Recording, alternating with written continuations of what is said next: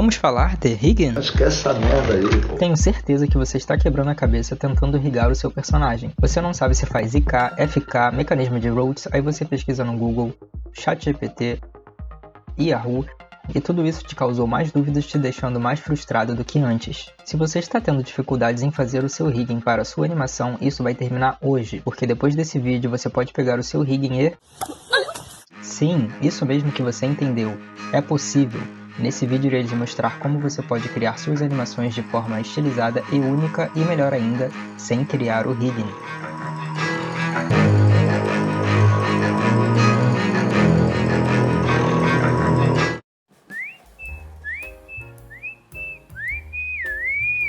Yeah.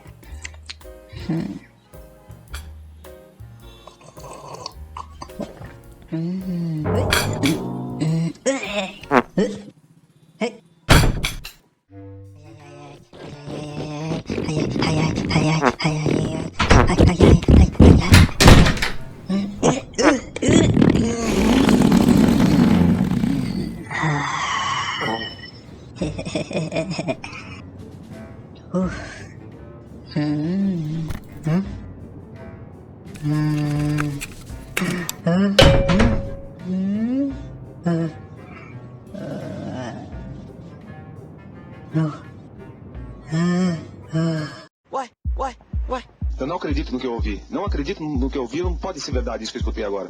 Eu não fiz nenhum rigging para essa animação, e como vocês podem perceber, isso não é uma daquelas animações simples de apenas mover o cubo, jogar uns modificadores, girar de um lado para o outro, rotacionar, mover e tal. Não é nada disso. Eu fiz tudo isso usando o Shape Key. É uma maneira bem legal de vocês entenderem a dinâmica de animação partindo de um dos princípios que é animar as poses principais do personagem para fazer as transições.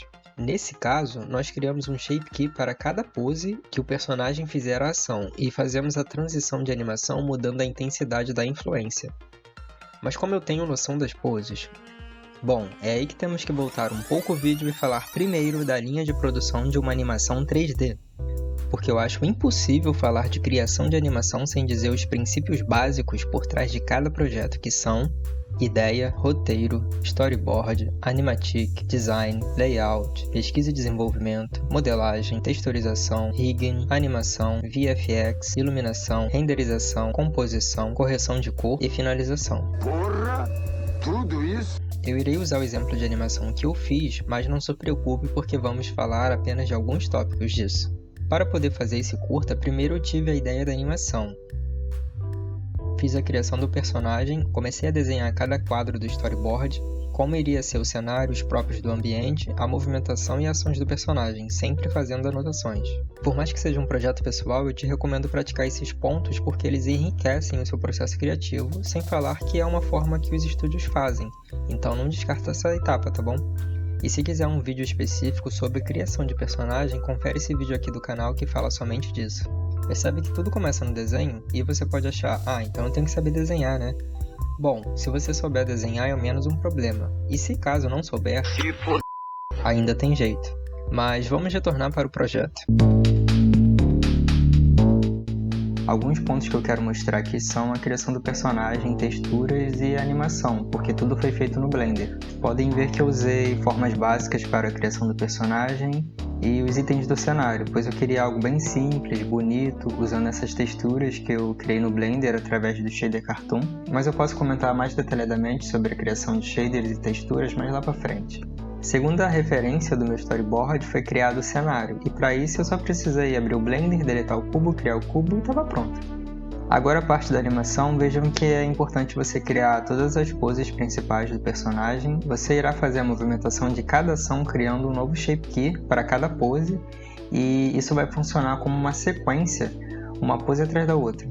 É importante você desmarcar essa opção Relative do Blender, pois se caso não deixar marcada, ela não vai fazer a interseção correta do Key 1 com o Key 2 e vai deixar o seu personagem meio zoado. Porque quando o Relative está ligado, ele sempre vai de uma pose específica para a sua pose base, independente de quantas poses você tiver.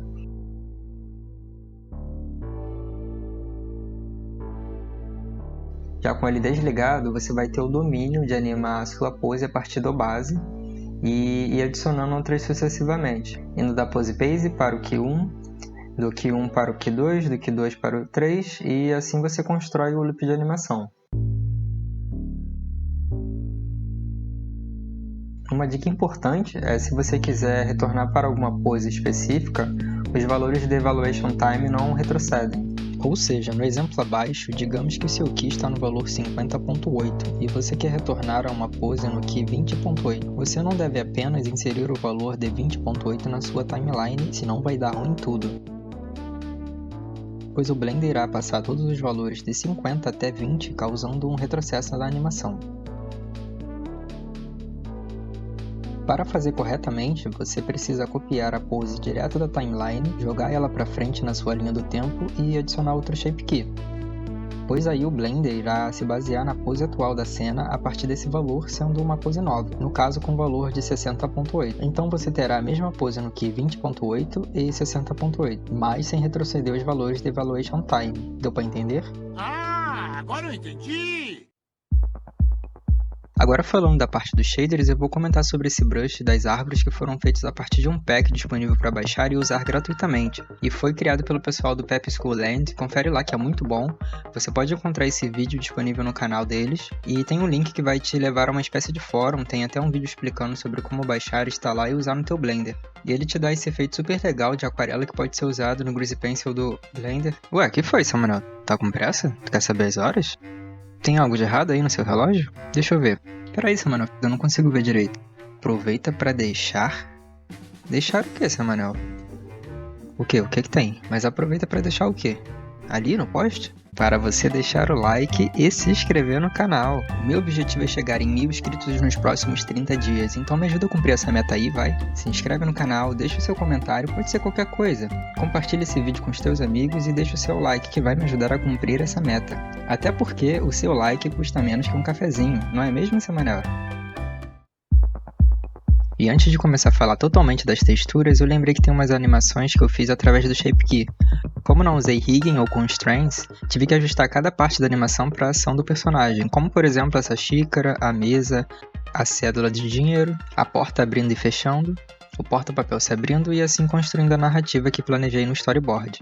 Outra coisa que é legal que a gente falar também é os efeitos de cena que acontecem algumas vezes. Efeitos do nome saindo do café, animações secundárias, como por exemplo a gota de café, a sinalização de dor do personagem. O que você deve considerar como prioridade de extrema importância são os efeitos sonoros. E no meu caso, grande parte foi feito por mim, como os grunhidos do Manel, assovio, risos, esse aí não. E também usei a galeria de sons disponível no YouTube para trilha sonora. E por fim, vamos falar de texturas. Ainda bem! Como foi essa pesquisa visual, te contar sobre os shaders que eu utilizei para deixar essa animação com uma característica de 3D, mas parece 2D, que também é 3D. Afinal, como é que foi feito isso? Esse é um assunto bastante extenso, então é por isso que eu deixei para falar em outro vídeo. Até a próxima, pessoal!